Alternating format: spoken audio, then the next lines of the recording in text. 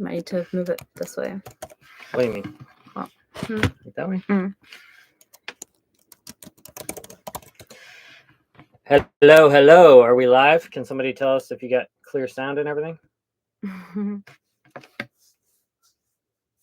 Hello. Yo. What up? Oh, look at this. So many people just popped over from the premiere. What up, Ping, y'all? ping. Hello from Coffs Harbour in Australia. What do you guys think of the latest Solo Passage film? It was the easiest passage I've ever had. And I thought it was going to be one of the hardest, so it was kind of shocking. Hardest part was like leaving New Zealand, like Cook Strait kicked my ass so hard. What up, Mark? Killdragger.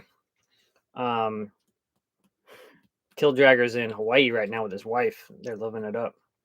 Oh, wow. Thank you, Elliot. That is Elliot. wild.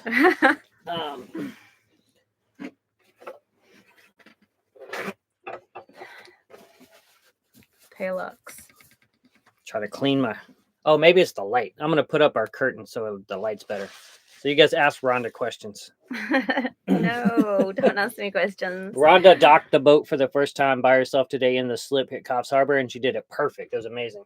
A few obstacles as well. Four obstacles on the after they're picking up the anchor. Yeah. Obstacle 1, a swimmer. Obstacle 2, a small dinghy going at like with a 2-stroke, 0 knots, just chugging along. I had to do a U-turn. And then a kayaker decided to cross right in front of me and stop as well. So I had to back off. And then I had to wait for a yacht as well. Yeah, that was come zipping out. It's marina. A pretty tight little entrance here at Coffs. So yeah, we filmed the whole thing. I was saying too, I'm glad no one filmed my first time docking a boat. No pressure. But I was pro. She did perfect. So pro. What up? Let's see what's happening. Great movie. Let's see here. Oh man. Hi, hello Ross. From Newcastle. What up, Riley? We were just in Newcastle recently. We did like 100 miles in the last 48 hours. I guess it's not 48 hours. It was like the last 2 days before today. We thought we were doing a 27 nautical mile passage from... Where were we going from? Crowdy. No. Oh, Crowdy Head. Yeah. To... We were going to go to... Port Mac. And then we got there and we were watching the bar. There's like live cams for the bar crossings. Calm as, totally chill. Rhonda was going to get a screenshot of us going through the bar. We get there and there's massive breakers, like over 2-meter breakers. Just scary. The whole bar was massive breakers. And then we look back at the cam and the cam shows nothing. The cam's like literally like just smooth sailing through. Like, so I don't know if it was like an old cached like video. It was weird, terrifying, so scary. Like we got just as close as we dared, and they were like, "Hell no, we're keeping on going." Yeah, we ended up doing like a 100-mile passage when we thought we were going to do a 27-mile passage. Yeah, luckily I'd already smashed out the overnighter prior to that, yeah. So I was like, no questions asked. It was just like, boom, nope, let's keep going. We're all good. So yeah, what are these? Grimy Sheep says fist bumps from San Pedro. What up, San Pedro? There's this place in San Pedro that has like the best breakfast burritos and good coffee. Oh, you can't see if you go to... Oh, let's do live chat. So it's... You can see all of it. There you go. Yeah. What's up? Mike's asking if I have ratchet straps. I always have ratchet straps nowadays, bro. Always. What else? Rhonda has been getting so much experience. Oh my goodness, Megan, thank you so much. You guys are wild. Thank you. That is awesome. Little real-time update for anyone who doesn't follow along on Instagram.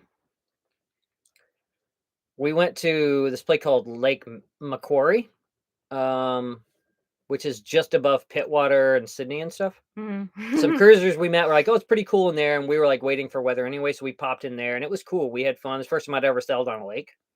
We were there a couple days. We go to leave. We go through the drawbridge. Just past the drawbridge, our engine makes a very scary sound. and white smoke starts bellowing out of the exhaust. And we're like, what the hell? So we drop the anchor in the channel, end up putting the dinghy on the hip, driving it back to a mooring ball, trying to sort out what's happening. And got towed by Sydney Maritime Rescue, actually. Again. They towed us, not again for the first time, but Oh, they yeah. towed us in back into the lake so we could sort out our engine problems. And we had a valve explode in the engine. We ended up finding a really, really cool mechanic who just works on like trucks and stuff, which they call utes. Like here. adventure trunks for like 4-wheel drives and stuff. Yeah, and he didn't even work on boats, but he had really good reviews on Google, and the marine shop had terrible reviews on Google. So I just went to this dude's shop and I was like, "Hey man, like, can you like test?" I thought it was my injectors, so I thought it was my fuel injector. Took the injectors in, he sonically cleaned them and tested them. He was like, "Oh, they're testing pretty low," and he let us borrow a compression kit. So we came back to the boat, did a compression test. We had 0 compression on the aft piston. We're like, "How is that even possible? 0." It's because this valve exploded, and we did the top end tear down. And this guy Dave at Advantage Diesel, this guy's like our guardian angel. He's like a lifesaver. Go Dave. We start looking at it, and when I had the rebuild done in New Zealand, they only replaced 1 set of valves. They didn't replace the other set. So it turns out the old valves, one of those exploded. The valve guides were worn out, so it let it have too much play or something, and it broke. The piece went in the cylinder. Luckily, it didn't damage the cylinder or the piston. There's just like a little nick, but it was like a non-issue. But it destroyed the combustion chamber, the pre-combustion chamber, and all this stuff. So we ended up being stuck in this lake for 5 weeks. Yeah, 5 weeks. Waiting for the top end of the engine to get rebuilt, and then we had to get parts sent from America because in Australia it was going to take another 4 weeks to get the combustion chambers. But Captain David Stovall found them in LA, shipped them out. We got them within 4 days. Thank you, Mark. Appreciate it. So like Dave from Advantage Diesel, he handled the whole top end rebuild, had everything done for us.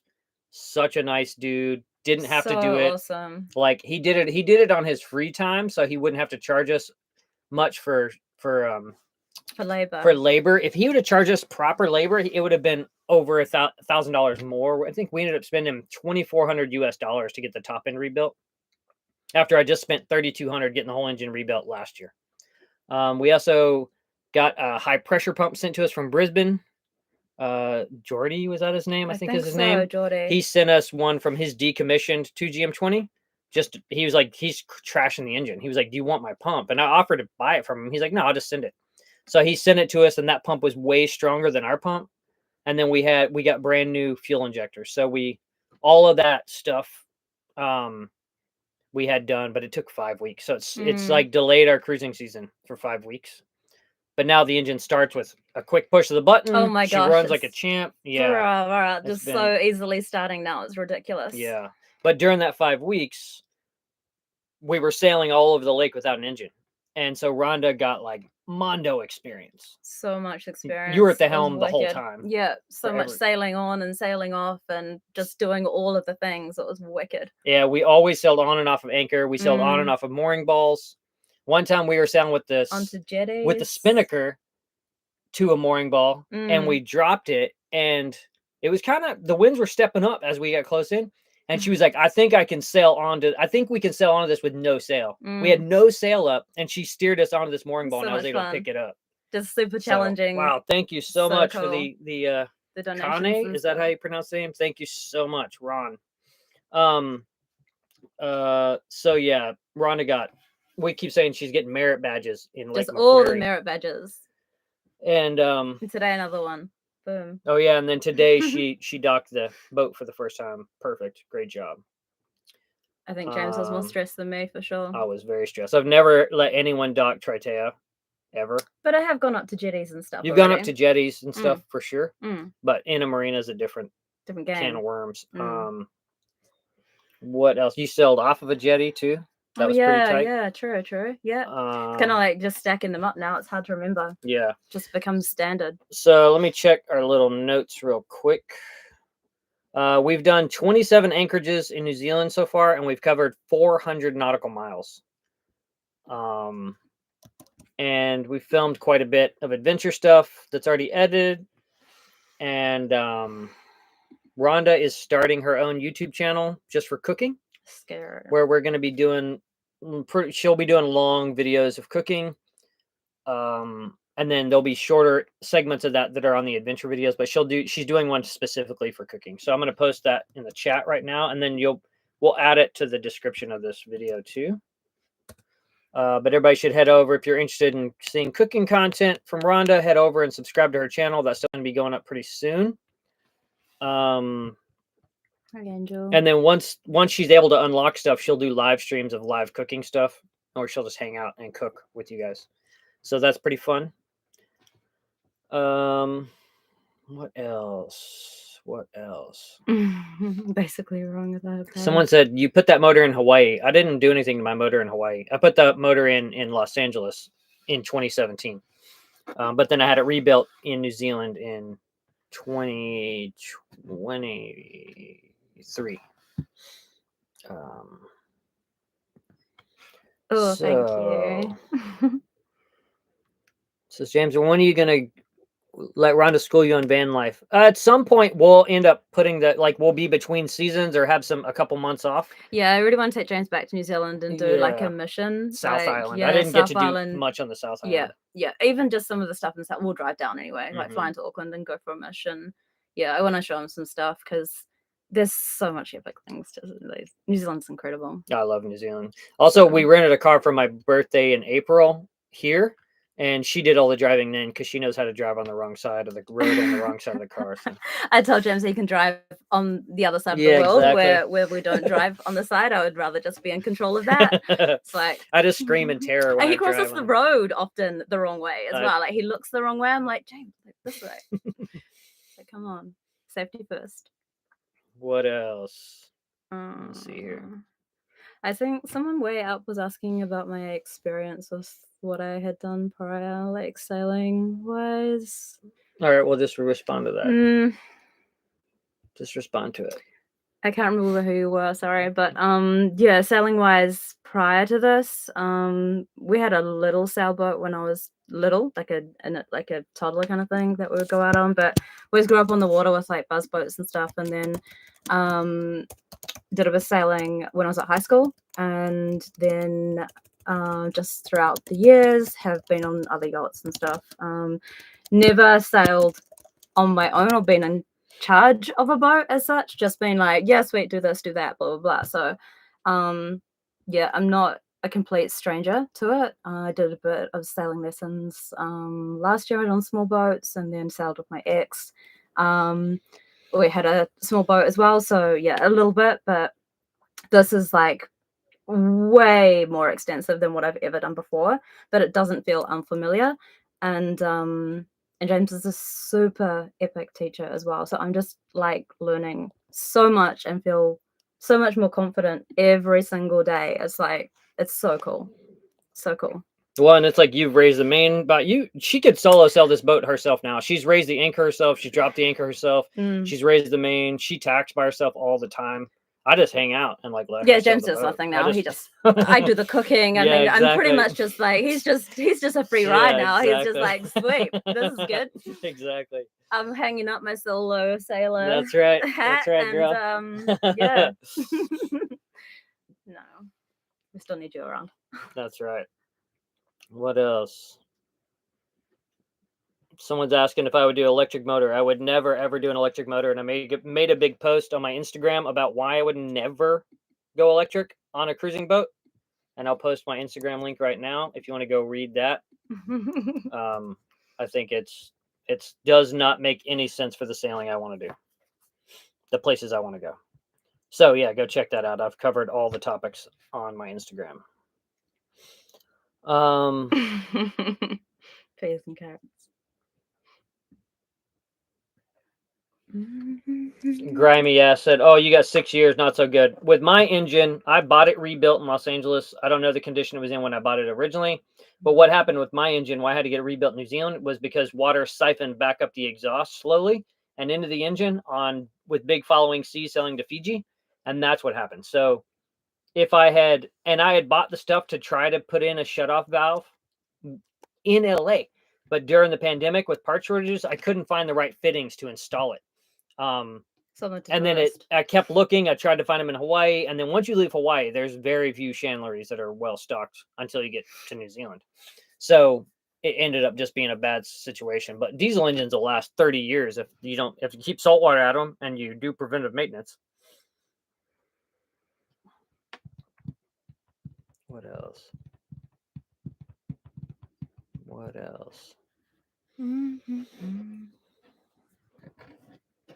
Hello, Robin. Thanks for tuning in. Someone is like saying bad things about Los Angeles. I love Los Angeles. Let's see. Someone says, may I ask if you have plans on a windlass? I have a windlass, a manual windlass. So someone asked if I worry about the impact of global warming and the future weather patterns affecting your travels. I don't worry about it's already affected my travels.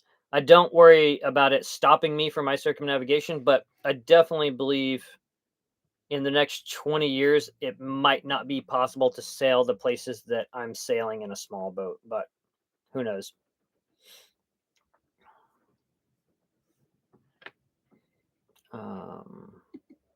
Oops. Someone put something in Russian, which I hope is not mean. I can't read Russian, but I'll say I spent a month in Russia in January in 2014, and I loved Russia very much.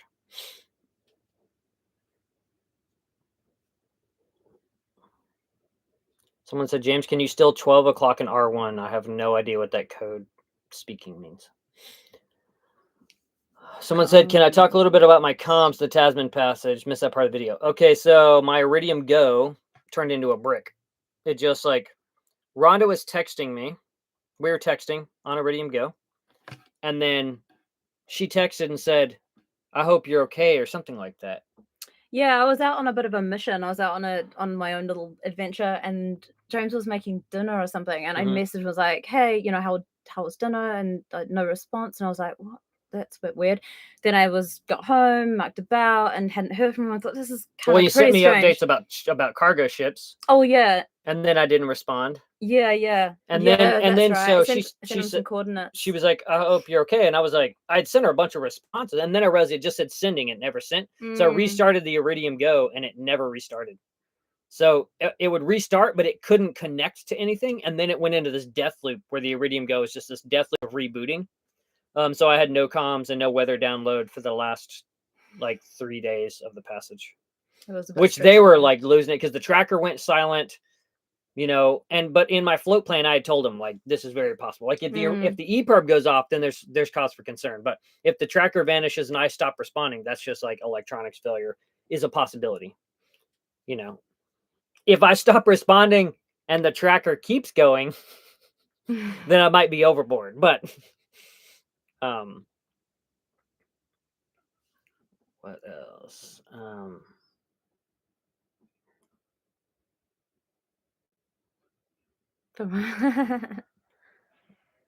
It says, would you do the Panama Canal across the Atlantic East Coast, maybe ship the boat to California?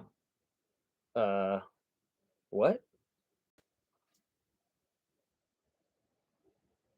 I'm confused about that question. What grade do you give?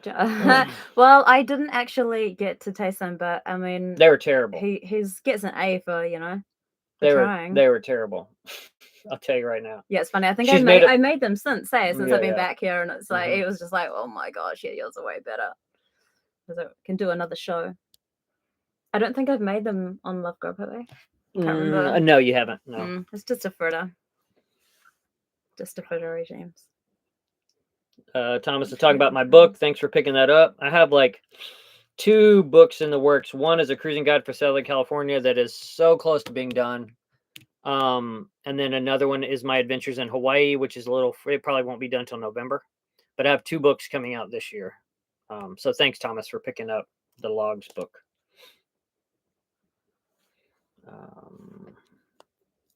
Hello from Kentucky, Duke. My dad's family's from Kentucky.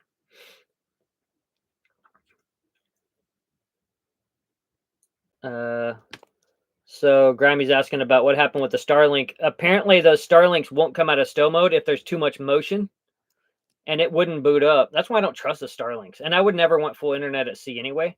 But I would never. I will always have Iridium Go on my boat for ocean crossings because I know it's stable and I trust it. I don't trust Starlink for a second. That thing would not turn on for 24 hours. I guess it's the gyroscope inside was not allowing it to like boot up. I talked to other people who had the exact same problem. What else? Elliot's asking if I have books on Kindle. No, I don't publish. I only have one ebook out, and I didn't port it to Kindle because you can't have any photos, and all my books are very photo heavy. No, we had to cancel our plans for the Australian trip, unfortunately, due to that engine saga. Yeah, the Outback. We didn't get to go on our Outback trip. We're supposed to be in the Outback right now, but because of the engine, we couldn't afford to do the trip, and time-wise, we couldn't make it to where we need to be. It's really interesting. Like, I did a post on Instagram today about that whole thing, like just the flexibility of plans not, coming to fruition and things like that. It's like just you kind of feel bummed, but you have to just realize that you just can't do everything. You got to compromise. And you have to, like, everything just revolves on the weather and and the boat as well, if it's running or not, and all of those sorts of things. It's a massive adjustment to get used to, especially for me. Like, I feel like I'm quite used to just, if I want it, I want to get it now as well, like I want it, and there's having to be like really flexible is something I'm having to learn, and not being too disappointed, I think, as well. That's another thing. Even just with like Port Mac the other day as well, like we'd sort of like, I'd looked around at things to do there and things like that, and sort of you have this little idea of what you might like to do or somewhere you want to go, and then it doesn't, like, you just doesn't happen. So it's like, oh, well, flag that onto the next spot, and not holding on to that kind of stuff is something for me. It's a lot of learning, self-growth, all that kind of stuff that comes with this life. What else? Someone said, good on you for your crew looking out when your electronics had failed.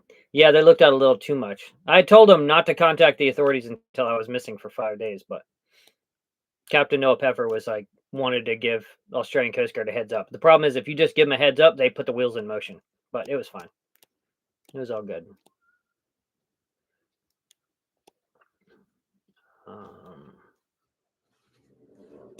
Thanks, Steve. I have no idea really what that channel is going to entail. I suppose it'll just be this organic process, but it'll be fun. I'm kind of looking forward to learning how to edit and create content as well. It'll be super fun. I get to be creative not only with what I'm making, but also and what I'm going to be putting forward to you guys as well. It's yeah, I'm not a chef by any means. I just like food, and I kind of felt like I needed something to do as well. Like, you kind of leave land, you leave your job, you leave your friends and all that, and you're just like, I'm here, and this is something I sort of have been processing too. Like, what's my purpose at this point? Like, I'm just here, but what am I bringing, or what am I offering, and that kind of thing. I can't just do nothing. I'm kind of fingers in the pies kind of person, and on land, like, you have more options to do that. When you're on a little boat, you don't have as many options, and even like yeah, and time as well. I thought that I would have way more time, and I feel like I don't know how I ever did anything else. Like, the boat takes up so much time. Just trying to like keep things in order, and then just sailing the boat. When you're under sail, there's not really like time as such to do things. I feel, I don't know, like maybe when we're doing an ocean passage there might be some more time, but I feel like there's just constantly things to be doing and learning, and it's not like you sit around and do nothing, like, at all. Like, it's not at all like that at all. Like, I'm just like, whoa, what the hell. Yeah, so the channel will be a fun little project, and which, like, I'd wanted to spend a couple of days working on. This is another thing, but then we've been moving, so it's like, shit, I have to wait now until we find somewhere to lay up for a minute and then get into doing something with that. So yeah, bear with me.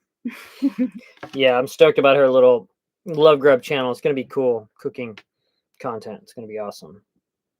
She also has an Instagram account, which I'll post in that. She posts real time of her stuff, and she shares recipes on there too. So let me find that in the notes real quick.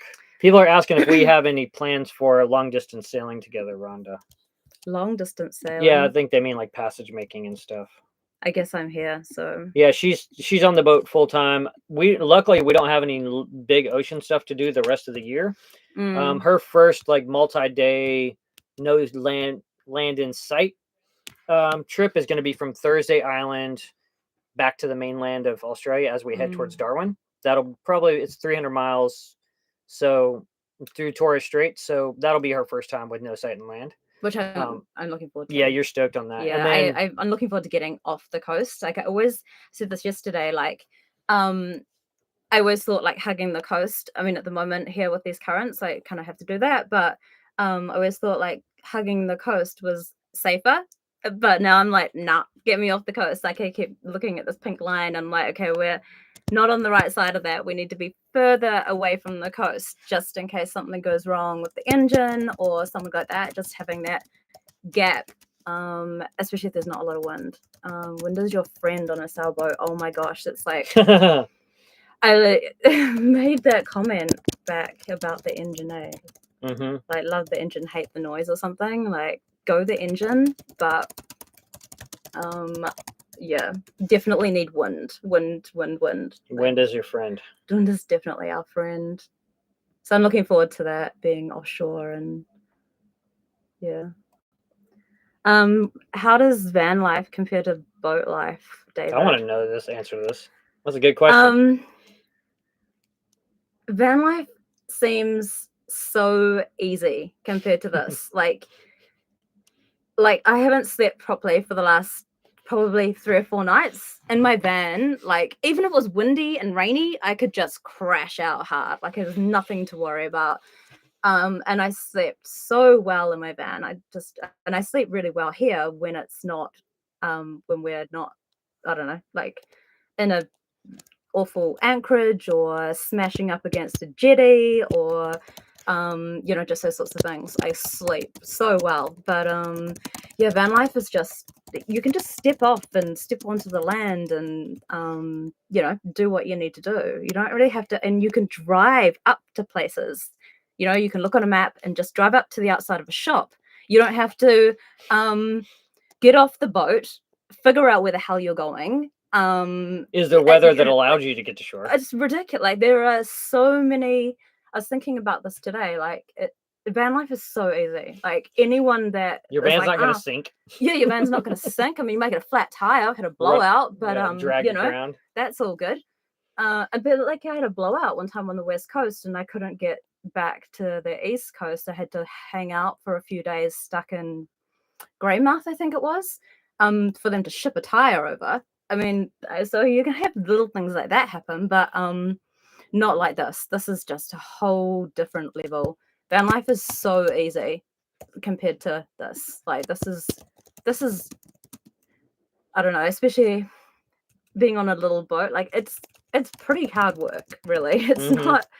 It's not a holiday, that's for sure. Like I'm tired. I could just close my eyes right now and just sleep for 24 hours. I'm exhausted, like mentally exhausted. Yeah, we had like a pretty hard push for 2 days, and then last night it was so rolly, neither one of us slept really at all. We got a marina slip here at Coffs Harbor today. We just pulled in today, so tonight and tomorrow night we'll be here at Coffs, and then sleeping. We push north. There's not a lot of good harbors between here and Brisbane, so we have to see what's possible. We might end up doing like just kind of long, gnarly days. And sleeping under sail as well. Like that first night that we were out, I slept okay-ish. It was quite a wild-ish night.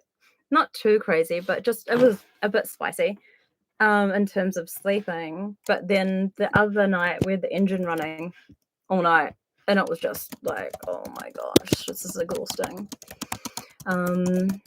Yeah. Hopefully that answers your question. What else we got? Let's see.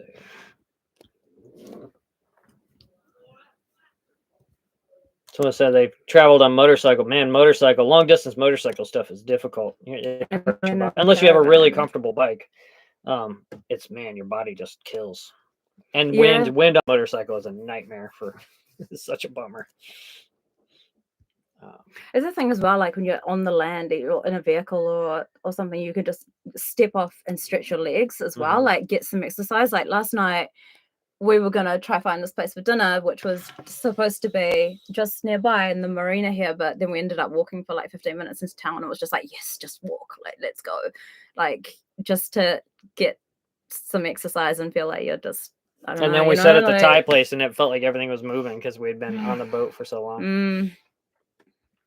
The motion that never stops.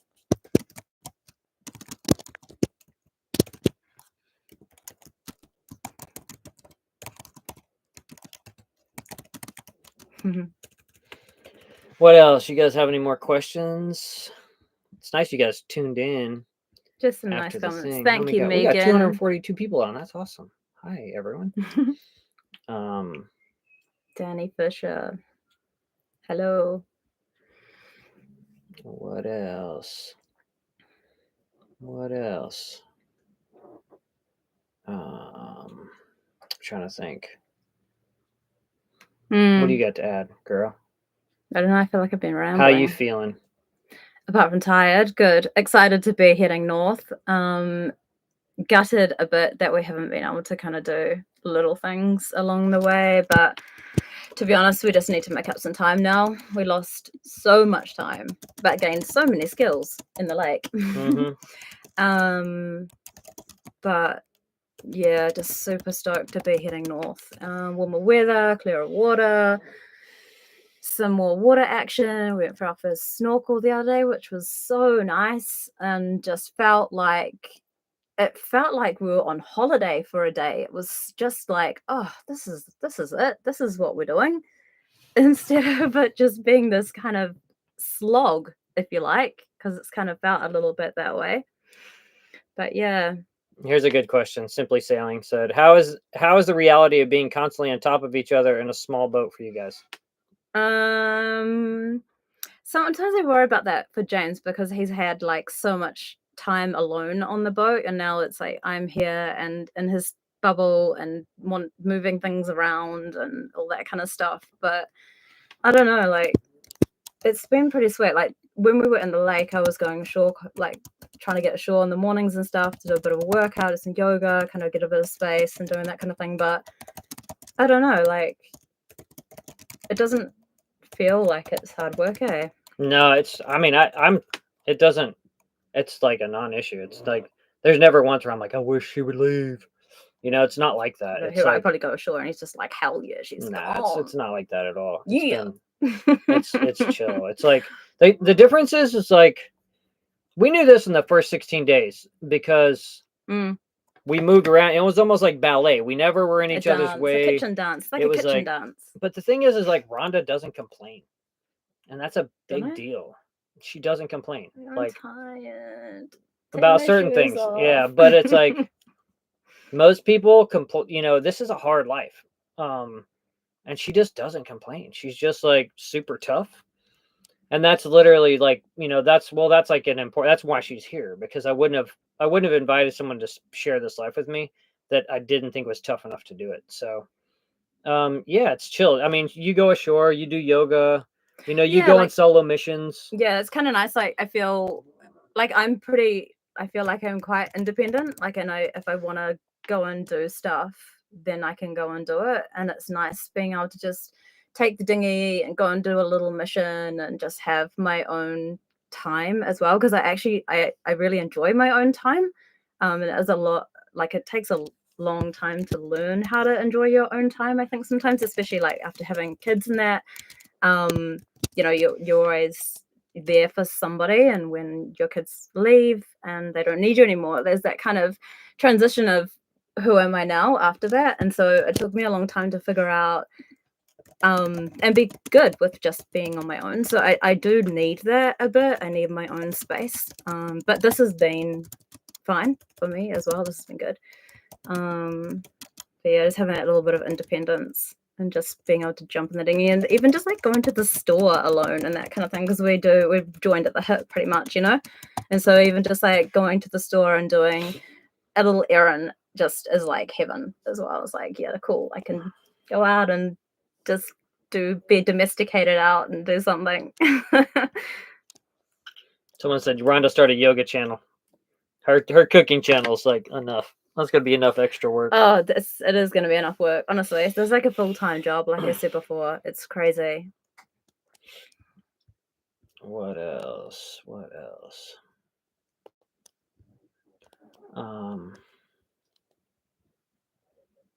Someone said, do you know each other before the sounds? How did you meet? We had never met before she showed up and got on the boat.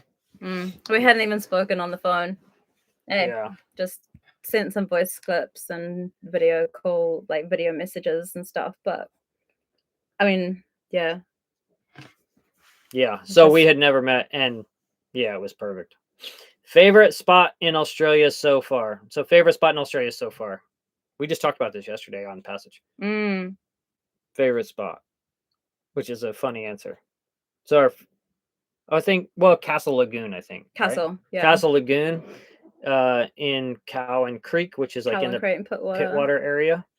Fantastic. We had a wonderful few days there. As a waterfall, we were taking showers on a waterfall. We collected water for washing. Yeah. James had his first like actual waterfall shower. Yeah, I'd never done that. She's done it before, but it's really interesting. Growing up in New Zealand, I suppose you feel like the freedom that you have with so many things, like even just like fires on the beach, like just so many things that I just take for granted that everyone has done, and sleeping on the beach. We had this conversation the other day. Like James has never slept on a beach. I'm like, what?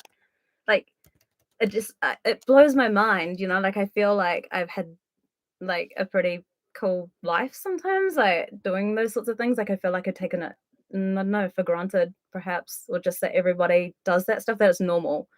And it's not. It's really interesting, kind of sad. Like even that bush that we went into in on Derville Island, and it's like, remember that bush, that little bush that were the long drop in the bush?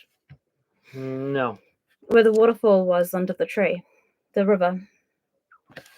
Oh yeah, the river under the tree. Yeah, and it was just cool. such a pretty little New Zealand bush, you know, and like I've grown up with it, and it's just, that's normal. Like I still find it absolutely beautiful and mind-blowing, and I love being in it. But James is like, didn't grow up with that stuff, and it makes me feel really sad for people that don't get to experience that stuff. And I guess that's why people enjoy this kind of content, because that's not accessible to them. Yeah. And it's you sort of start thinking about it like that. It's really interesting. Yeah. And sad as well, because you kind of want everyone to experience that stuff. For sure. Yeah. What else here? What else? Someone said, still intend to visit the cold north again. You mean Greenland? Yeah, someday we'll go to Greenland. Definitely would love to. Love Greenland. I don't know that I'll ever sail to Iceland again. I enjoyed sailing to Iceland, but there's only a couple of anchorages in Iceland. So if we ever visit Greenland, we'll probably just cross the Atlantic over to like Ireland from there, from Greenland. Captain Mike's asked me, well, if I expand why I don't want a stack pack, because they're ugly as hell and pointless. That's it. Vanity. Too many gadgets. We don't need all the gadgets. They're terrible. I hate them. I hate stack packs. It's lazy jacks get in the way of raising the main, dropping the main, reefing the main. Especially the battens, and they get hooked up, and they're stressful. They're totally unnecessary. Totally. When I lower my main, I use the reefing lines.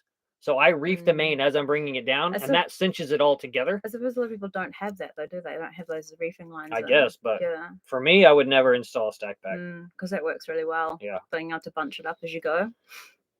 Someone said, did I try a pie in New Zealand?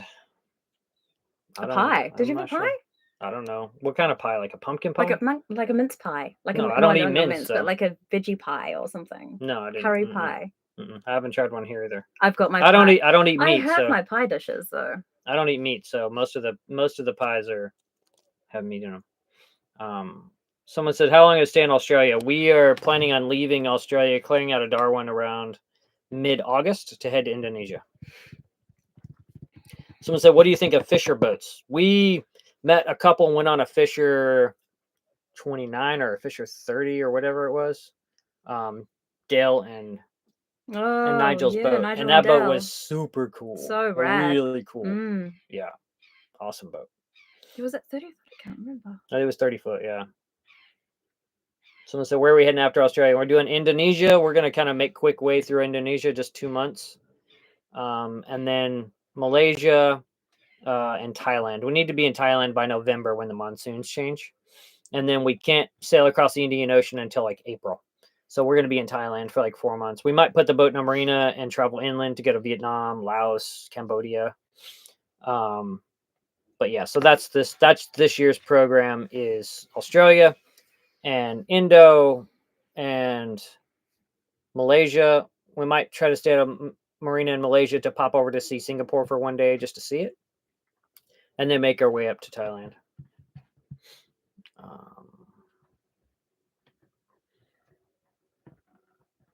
Bill Fleet is asking about how much water I carry. I built a integrated water tank in the bilge of Tritea that holds 35 gallons, and then I carry, I think, 10 gallons in jerry cans, so 45 gallons of water. And even for two of us, like it's a non-issue. You can get water places, so you have to be conservative with water in certain places. But he's asking about a water maker earlier, and water makers are wholly unnecessary unless you have a family of 5 or a family of 4. I can understand, but for the program that we run, it's just an extra sort of nuisance that you have to deal with.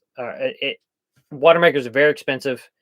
I've been talking with these guys at MIT for several years. They've invented a new type of water maker, and they want us to field test that, which doesn't have any high pressure pumps. It applies an electrical current to desalinate the water. So we'll use that. We'll install that if that ends up happening. I think in like August is when they're going to send us the prototype, but we'll see. I don't count my chickens before they hatch. James's favorite dish is mushroom risotto. Yeah.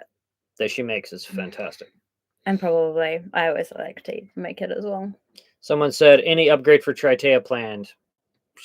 No, we're chill. Oh no, we're actually upgrading our battery bank in Brisbane. So Dakota is going to send us new batteries. Now that Rhonda's on board and cooking a ton, we need more power. So we're going from 400 amp hours to 1,000 amp hours. And then Arco, I think is the name of the company. They're sending us a smart alternator. So we'll be upgrading our alternator to match our new big battery bank. So looking forward to that. More power.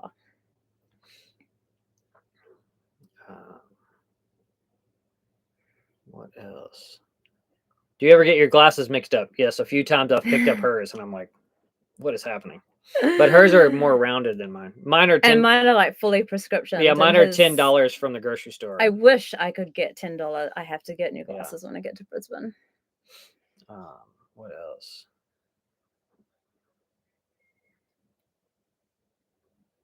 Someone said, don't tell Aussies you're a wuss. Like a vegetarian wuss. Yeah, eat a dick. How about that? I've been vegetarian. Well, I'm pescatarian. I started eating fish when I left Hawaii because I knew I would need to like add fish to my diet as I circumnavigated, but I don't give a fuck what anyone thinks. They can eat a dick. What else?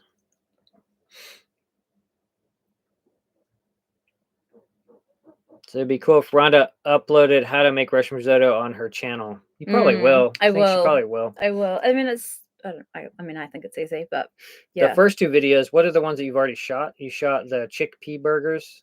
Yeah, the chickpea and also making the broccoli pasta something. The Brussels sprouts. Oh, Brussels sprouts. That's what it was. Yeah. Any new classes planned in the future? Yeah, we're going to be doing a introduction to cruising class. So I'll be doing the majority of the class, and then Rhonda will come on at the end of the class to talk about her experiences as a new cruiser, because there's so many things that I don't see because I've been doing it for 3 years now. And there's things that she notices, like not being able to find her regular things at the grocery store. Like that's something I would never consider, but it's things that would be good for people who are about to go cruising to know from a new cruiser's perspective. So she'll be joining me at the end of that class. We just need to probably do it in Brisbane because we have so much travel coming up. So yeah, there will be new classes coming up, and I'll post in the community. Oh, that's something else I'll post in the chat right now is I have a new article in Latitudes and Attitudes magazine, which is like pretty cool. it's like the funniest article I've ever written because really cool. they're kind of like a funny kind of punk rock sort of magazine. So I got to write it from a different sort of point of view, and I think it's hilarious. So you can pick up a digital copy or pick up one of their print copies at Chandler's or newsstands. Someone's saying, do you plan to get to Tasmania? Tasmania was impossible because of weather.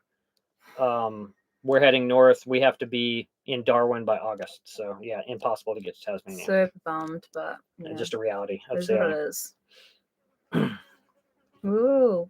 Someone said, what are you going to do if you sail around the world? We're going to sail around the world the other way. I have to finish it. Yeah, she has to finish it to go back. But either way, we're going to do the Atlantic and keep sailing. We're not going to stop. Someone said, what's your comms issue going over the ditch? My Iridium Go turned into a brick. And we still haven't replaced it. That's why there's still no tracker. They're going to send me a new Iridium Go, and they're sending me a data hub. And I'm going to do videos on them on YouTube, but we're not getting those until Brisbane. So we have no tracker at the moment. Someone said, how many years of sailing experience do you have, James? I've been sailing for 10 years, and I have over 15,000 sea miles under my vans. Under your vans. Night, Elliot. Thank you. I know we're Thanks all for chilling. Elliot. I know how you feel.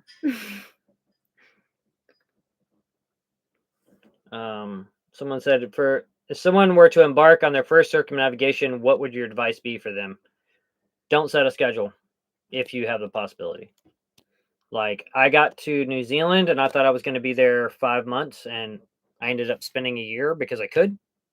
So, originally I thought it'll take this many years. If you have the option to just be like, let's see what we can see and go from there, then go about it that way.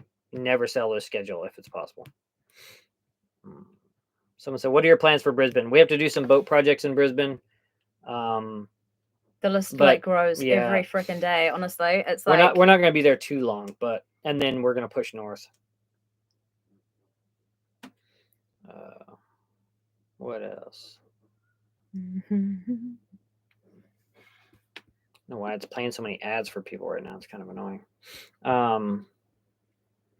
Did you plan to visit Palau en route to Indonesia, small island north of Papua New Guinea? No, we're not. No, we're going through Torres Strait. We're leaving Darwin to get to Indo. So no, we won't be going to Palau. Oh, would you and Rhonda have met if you'd only been in New Zealand for 5 months? Probably not. Probably not, no. No. How do I keep my hair so nice, James? I use Head and Shoulders, like all the... You should have seen it yesterday, though. Yeah, He's just I washed looked like it a last serious night. sea hobo yesterday. And I just basically had like one whole dread. It was my hair. I was like just combing out a dread. Water. Someone said, are the Zatara Blue Water cruising classes? I have no idea what any of that means, so I can't speak on it. Are there good apps for anchorages around Australia or better alternatives? Rhonda found a thing called Zulu, an app that is fantastic. I never even heard of it. Oh, here? It's for everywhere in the sorry. world. Yeah, Miranda she's one that shot told me you? that. Yeah. Zulu is a fantastic app. Yeah. It is unreal. Very good app. Yeah, she shared with that. I think we were on your passage when she shared that with me. What else? Quayside Marina. Hello, Jody. Hello. What else?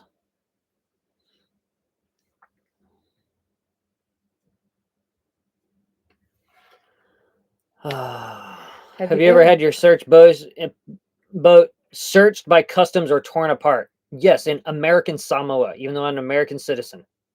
They like looked all over it, tapped everything, pulling everything apart. There are 12 officials. American Samoa is the most terrible place I've ever been. Don't go there. Go to Western Samoa, Independent Samoa. Don't go to American Samoa. It's terrible. Oh, and on that as well, like in that last passage episode, James mentions about the customs and them like, you know, telling like advising me like of what to tell him to get rid of and things like that. They were so cruisy. Like when I got here back to Australia, well, when I got to Australia, I was expecting to have to like restock all my spices and stuff that I had gotten in New Zealand when we were there, and like they still were all on board. Super everyone nice there, warned me about Australian customs and all this stuff. When I visited here by plane in 2014, I spent a week or two here. Customs was a nightmare. They pulled me aside. They held me for like 2 hours, demanding access to my bank account, see how much money I had. I had a really bad experience with them. When I showed up by boat, they were so nice. They were chill, really polite, super. They were like super nice. Like, even when I flew in, remember I was feeling a little bit kind of like, oh, because I was, I mean, I didn't bring anything sketchy, but I was like, I just had this kind of, I was a bit fearful even coming through customs on the plane, and they were just like, meh. Yeah. See ya. Have a nice day. Everyone at Border Force in Australia was super sweet. I mean, it might be different in other ports. Like you can check in here, can't you, at Coast Harbour? Who knows what they're? I bet they're nice. I don't know. But everyone we've met in Australia has been super nice. Yeah, they have. All the marina people and stuff. Yeah, like they've been real nice. What else? Going for an hour. We're gonna close this out at an hour, so we got about 10 more minutes. You guys got any last questions for us? Thanks for everybody who tuned in to the premiere. Really appreciate that. I hope y'all like that my last leg of the Pacific. It's like pretty intense. I have a video I've made that's coming out next week or this week or something that talks about the last 10 years of my life, and with a heavily looking at my passage across the Pacific. So that's coming out very soon. Where are you skinny dipping next? Oh, this is like, I don't know if we have time to talk about it. That's a funny thing about Australia that we found. It's like there's so many like things that are trying to kill you here that your relationship with getting to swim is different. So like we couldn't swim in Sydney or Pittwater or anything because there's so many bull sharks and bull shark breeding ground. I swam a couple of times in Sydney in the harbour, but just basically getting in and getting out. It wasn't like a frolic or anything.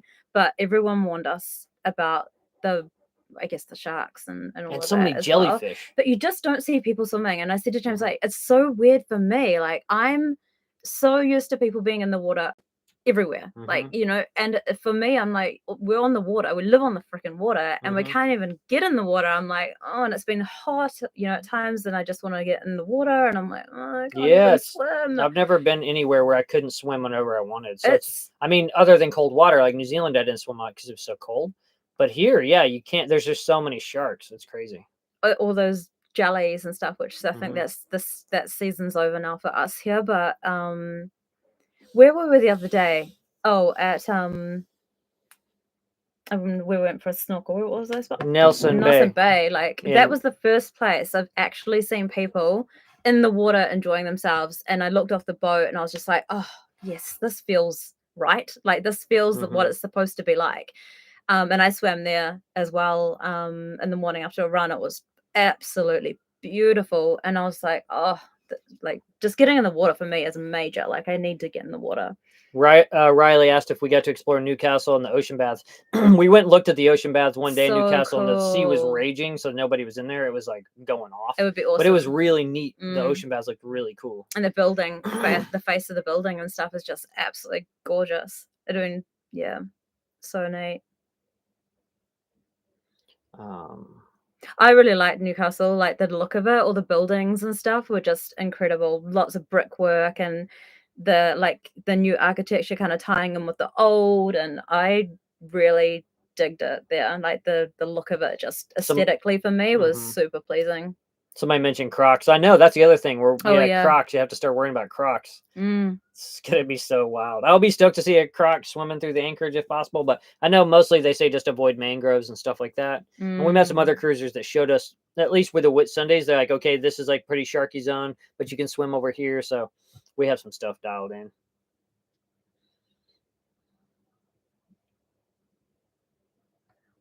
Someone said, how did we find out about each other originally? Rhonda, did you follow James on YouTube? Let you answer that.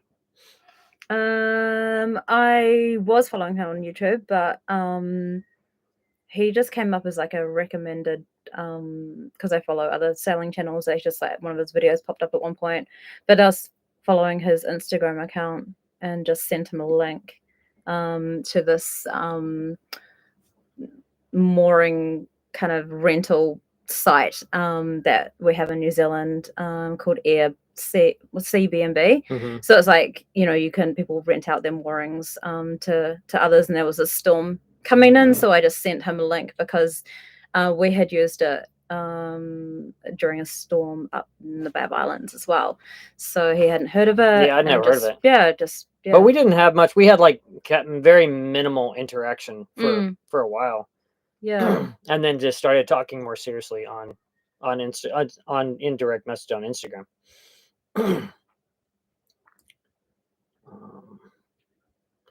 All right. Thank you, Captain Mike. It's nice to be here.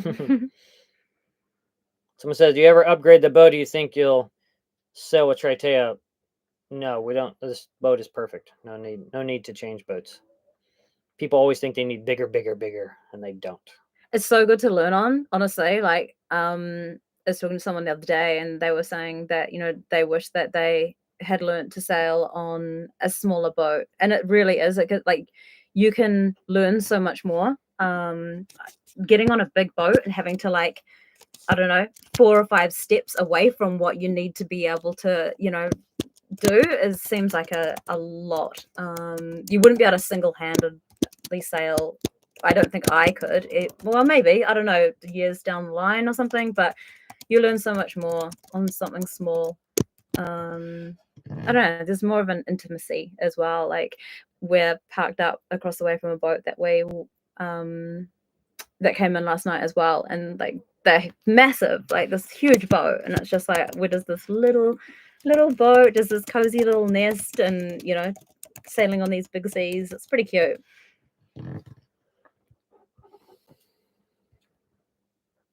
Someone said, do you ever get seasick or just get used to it? She does not get seasick at all.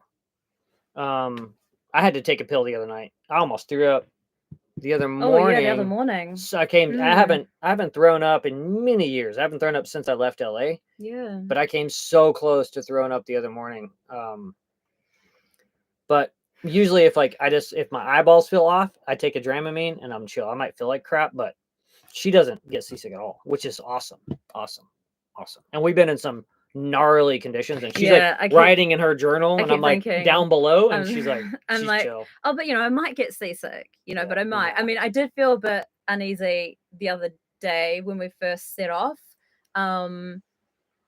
because with the night, and I was up in the V-berth because we didn't close the hatch properly, and a wave hit us, and I was like, oh shit, everything was wet up there. So I was just like trying to figure that out, and I was up there and thrown around for quite a bit.